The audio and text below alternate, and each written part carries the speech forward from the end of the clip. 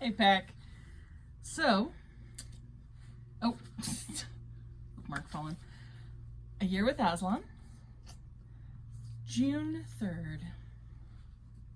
All right. The Giant King and Queen. Go on, Pole, do your stuff, whispered Scrub. Jill found that her mouth was so dry that she couldn't speak a word. She nodded savagely at Scrub, thinking to himself that he would never forgive her. Or Puddleglum either.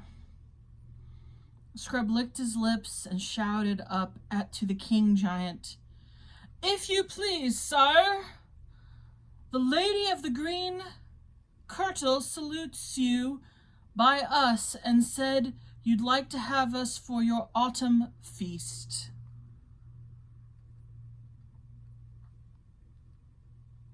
The Giant King and Queen looked at each other, nodded to each other, and smiled in a way that Jill didn't exactly like. She liked the king better than the queen. He had a fine curled beard and straight eagle-like nose, and was really rather good-looking as giants go. The queen was dreadfully fat and had a double chin and a fat powdered face, which isn't a very nice thing at the best of times, and of course looks much worse when it is 10 times too big. Then the king put out his tongue and licked his lips. Anyone might do that, but his tongue was so very large and red, and came out so unexpectedly that it gave Jill quite a shock. Yes, indeed, said the king. Quite excellent, children. We welcome you to our court. Give me your hands. Like, isn't he a giant? He stretched out his great right hand, very clean, with any number of rings on the fingers, but also with terrible pointed nails. He was much too big to shake the hands, which the children in turn held up to him, but he shook the arms.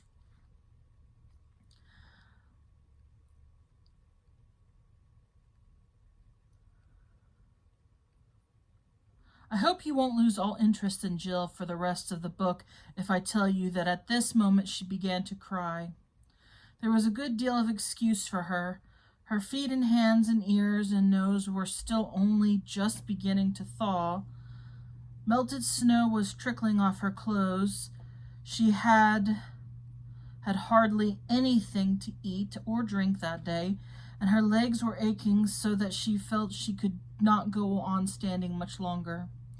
Anyway, it did more good at the moment than anything else would have done, for the queen said, "Oh, the poor child!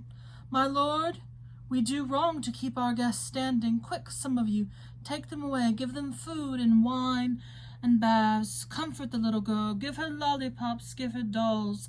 Give her physics? Give her all you can think of, possets and comfits and caraways and lullabies and toys. Don't cry, little girl, or you won't get food for anything, or you won't be good for anything when the feast comes." The Silver Chair. Are there moments when crying is exactly what should happen? Yes. That is the easiest question I've answered so far, I think. Yes. If you feel like you need to cry, cry. That's it. That's the...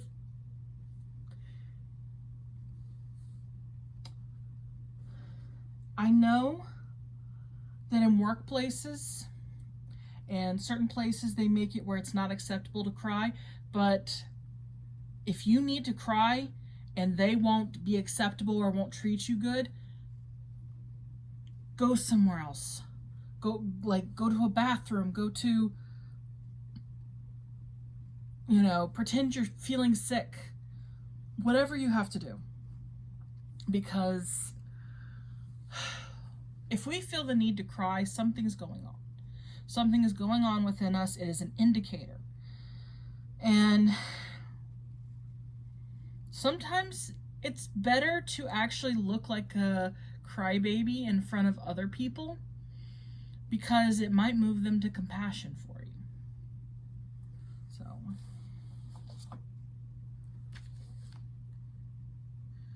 do you try to avoid emotion in front of others? Why or why not? Yes, I do. And for me, it's because I don't want to be a burden. But that's the thing, isn't it? I don't know who said it, but to thine own self be true. I believe, to some extent anyway, because you can't just, use that as an excuse to be a jerk. But if you're feeling pain, if you're feeling sick, if you're feeling sorrow, holding it in won't do any good. It will make it that much worse. And the more you bottle things up, the worse everything gets, really. I was grieving over the loss of our dog. And please be kind.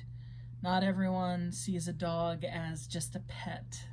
I see them as family and like a child. And he grew up with me, and he was my baby, and he was the family dog more than just my dog, though. But when he had to be euthanized because of really bad health, I was inconsolable. And I would be driving, and I would be trying to hold in the emotions, and I'm like, I'm gonna get killed holding in these emotions trying to drive. So you gotta let it out. You have to, in a safe place, obviously, because if you're flying a plane, you need to let someone take over. If you're driving a vehicle, you need to pull into a parking lot. You need to get it out. And screw the consequences of you getting in trouble for taking a break when you're not supposed to. Your emotional health is 1,000,000 times more important, because if you bottle it up, like I try to, it will come out at the worst possible moment. So it's better to risk a reprimand than to risk something even worse. So, tears make us human. And, well, I'm not saying other animals can't cry. I'm not saying that. What I mean is it makes us real. It makes us... I never had as much respect for a pastor as I did until I saw one cry while telling his life story. The things he had been through, the things that he had learned, what God told him. To see someone break down unashamed. I admired and adored this person so much, and I knew that was the way to be. I'd rather cry in front of a room full of people and be embarrassed than act like I have it all together when I don't. And come what may, you will reap what you sow. And so if those people act to you cruelly, guess what? They're going to reap. They will reap. One way or another, it'll come to them. And the people that act properly will also reap. And so You get to know who your friends truly are in those moments. So instead of giving people tests, test them by just being yourself. And you'll see. The real people will show up, and the fakes, well, you can tell them to shut up. But that's it. So thank you. I really appreciate, everyone who watches, and please comment. Let me know what you think. These questions aren't just meant to be for me. They're meant to be,